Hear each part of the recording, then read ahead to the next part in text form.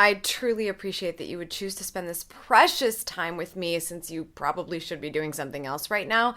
Really, I'm honored.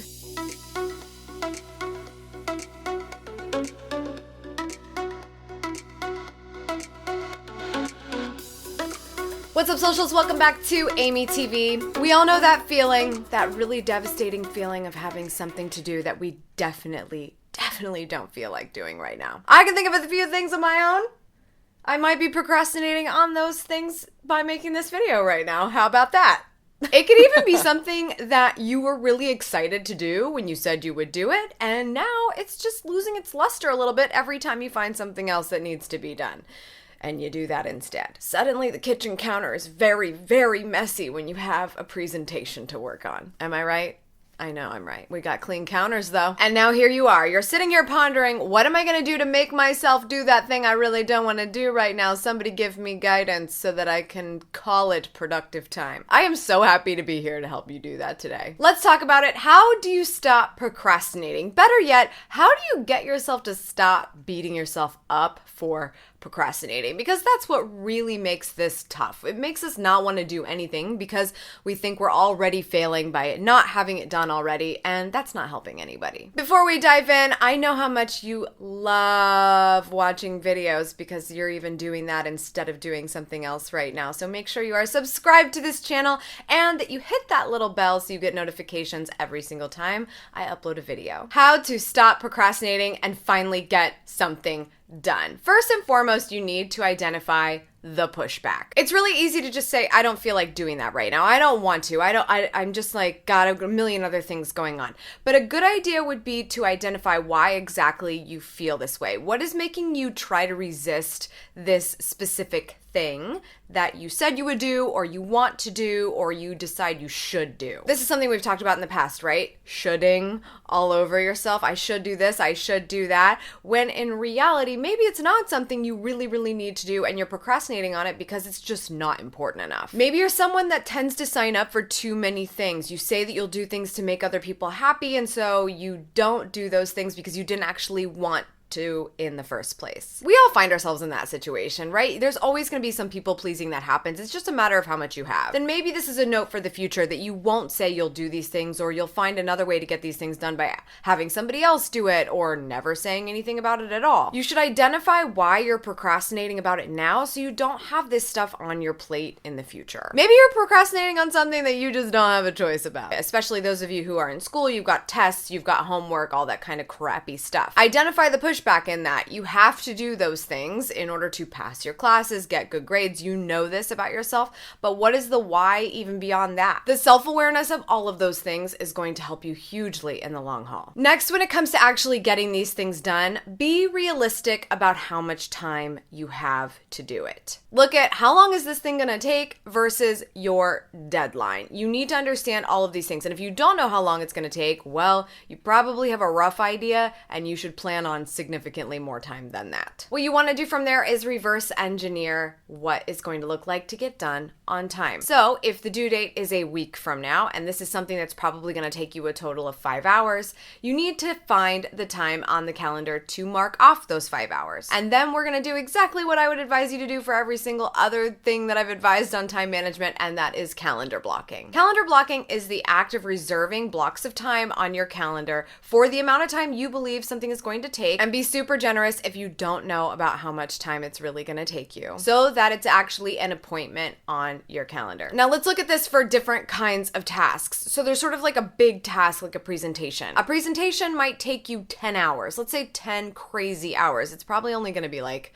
4, but let's say it's 10. You have to reserve those moments on your calendar when you're deciding that that is going to be full-on presentation doing mode. Laundry though, the opposite end of the spectrum. If you know laundry is going to take you no more than an hour, then saving an hour on the calendar, that's it, end of story. The deadline is arbitrary. You're going to run out of clothes at some point, so the goal is to not have that happen. The point here is that a task on a task list is literally just a list of things that don't matter until you assign it time time that is actually going to be applied in your day when you intend on following through on something, just like you would a coffee appointment or a hair appointment or something like that. So this calendar blocking allows you to mark the time as an appointment on your calendar while also being realistic about how much time it's going to take you. My next tip is to look at that calendar, look at the task that you have to do as an appointment on your calendar, and take it seriously. If you show up when you tell other people that you're going to show up, then you should show up when you tell yourself you're going to show up. So as soon as it's time to start, you should already be well prepared to get in the zone for that start time. Whenever you've marked an end time,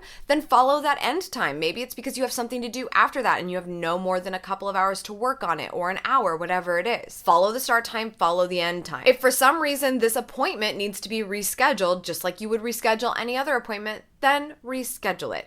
But remember that every single time you move this block, you are procrastinating on some level. All of a sudden, something else became more important than this thing. So if you're really taking it seriously, you're probably not moving this task around on your calendar too much. If you find you are, at least you have the reminder that it's there, and maybe it's a reassessment of, am I even doing this? Am I even going to do it? Is it even something I have to do? Maybe it needs to be just tossed altogether. But if you're doing a presentation for school, or if you have to have something done for work, it's probably not realistic that that thing's not going to be important at some point.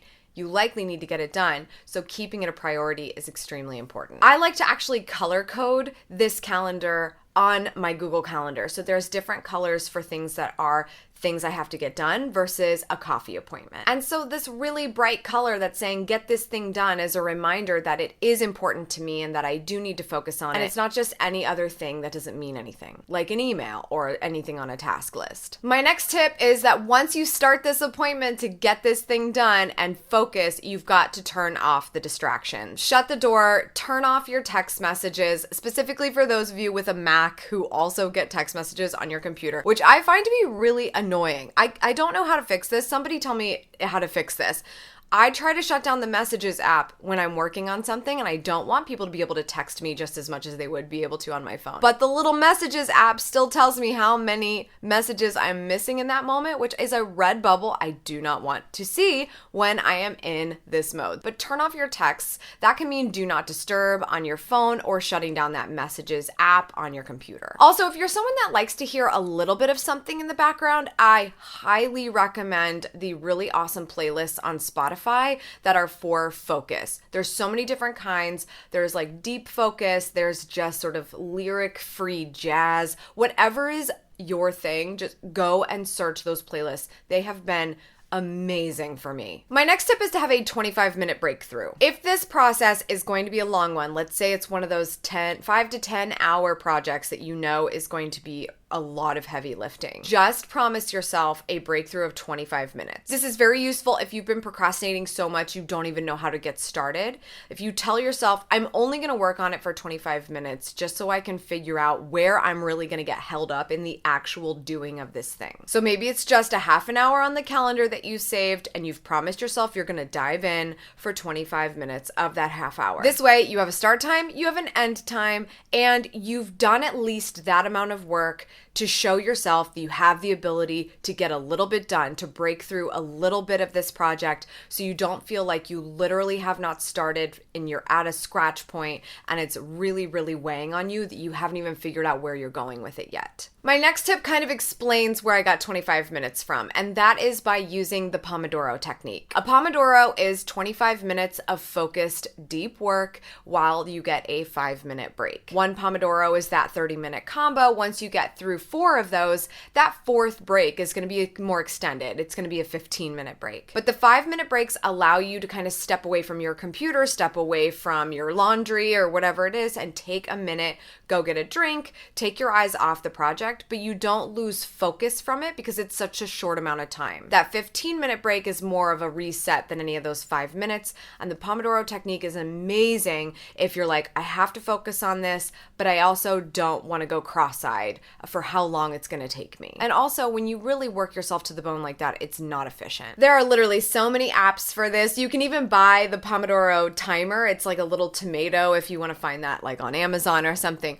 But I just like an app on my phone, and I think the tough thing is just recognizing whether or not the app is compatible with Do Not Disturb and all of that kind of like technical stuff on your phone. So you still want the Pomodoro app to tell you when to stop and pause and come back to work, but still be able to use Do Not Disturb feature. So look into that depending on the app. My final tip on how to stop procrastinating is to have a real moment with yourself about working well under pressure. I always find myself thinking this when I get something done and it's like at the last minute and I'm like, oh, it's good. I did good. It's done. I got it in on time, whatever. And then I'm like, I'm so good under pressure. The flip side of that is, are you? Like, really? Before you tell yourself you work well under pressure, remember that you need to compare it to a time where you did not wait to the last minute and you did your very best work. All right, I want to turn it back over to you. I want to know your tips. Share them in the comments below. Your question of the day is, what technique have you found